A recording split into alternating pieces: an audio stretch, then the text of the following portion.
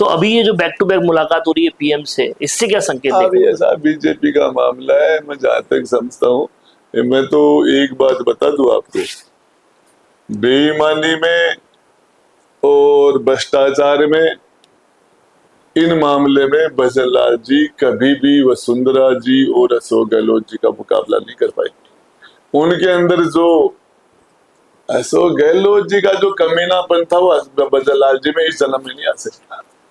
वो तो बहुत ऊंची चीज है। हर कहीं एक बात हो रही है कि राजेंद्र गुड़ा कैसे शांत है।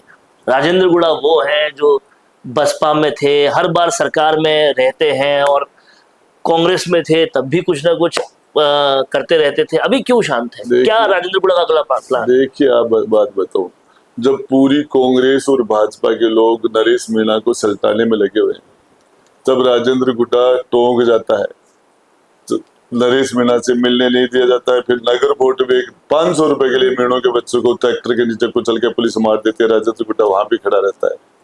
और राजेंद्र गुड़ा झालावाड़ में भी खड़ा है। राजेंद्र गुड्डा, आप शेखावाटी में जाके देखना, जाके पता चला ना कि पूरे सबसे ज्यादा कोई एक्टिव, चाहे सीकर हो, चाहे झुंझुनू हो, चाहे जयपुर हो, कहीं भी किसी के साथ नाइंसाफी राजेंद्र गुड्डा खड़ा रहता है। शांत वाली बात तो नहीं है।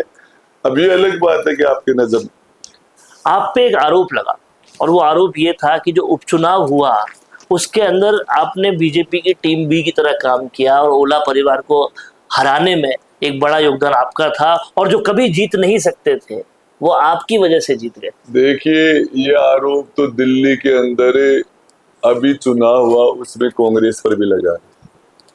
उससे पहले हरियाणा में ये चुनाव हुआ तब आम आदमी को पार्टी पर भी लगा है। और मैं आपको बता दूं, जब राजेंद्र गुड्डा झुंझुनू से चुनाव लड़ रहा था, पूरे के पूरे राजपूत समाज के नेता, एमपी, मंत्री, विधायक, पूरे के पूरे सुल्ताना के अंदर मुख्यमंत्री मेरे खिलाफ मीटिंग करा, जो राजपूतों का राजस्थान का सबसे बड़ा गांव, लगभग 4-5 हजार वोट है वहां क्षत्रिय समाज के। उस जगह मुख्यमंत्री जाके मेरे खिलाफ मीटिंग कर रहा है, और उन गांव काड़ी पाड़ी है, जय पाड़ी है, बगड़ है, जो भी राजपूतों के गांव थे, उस पूरे बेल्ट के अंदर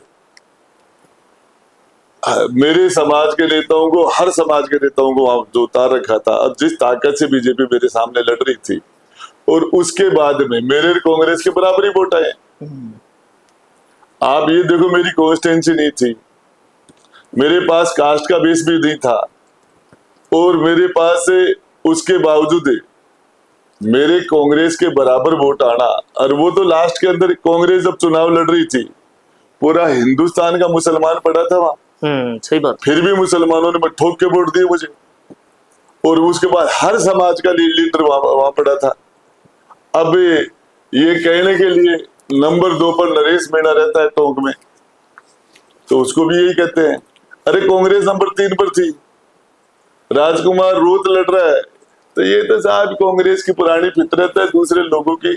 और इस मामले के अंदर मुझे टाइम कम मिला, ये टाइम मेरे पास कम था, क्षेत्र मेरा नया था, फिर भी मैंने लोगों ने मुझे जो बहुत शानदार जो समर्थन दिया, और सरकारी मशीन का जम के दुरुपयोग किया। जो हमारे बूथ थे वो 40 से 50% पोलिंग पर रोक दिए गए, और जो हमारे खिलाफ वाले बूथ थे वो 90% पर चले गए। तो नरेश मीणा के साथ किया वो सभी के साथ हुआ इस मामले में। अगर आपका सपना है अपना खुद का न्यूज चैनल शुरू करने का, लेकिन सोच रहे हैं कैसे शुरू करें, तो आप चिंता छोड़िए, क्योंकि आपके पास है एक ऐसा मीडिया पार्टनर जिसके पास है तजुर्बा, तकनीक और तगड़ा ट्रैक रिकॉर्ड।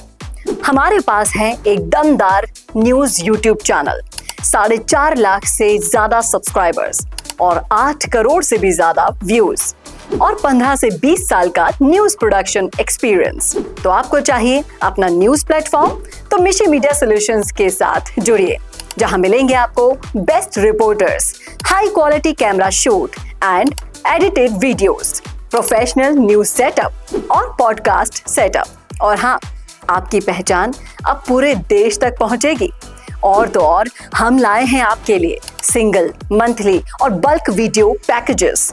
तो अब ना होगी किसी एंकर की टेंशन और ना एडिटर हायर करने का झंझट। तो इंतजार किस बात का है, आज ही जुड़िए मिशी मीडिया सॉल्यूशन से और बनाइए अपना खुद का न्यूज ब्रांड। अधिक जानकारी के लिए अभी कॉल करें।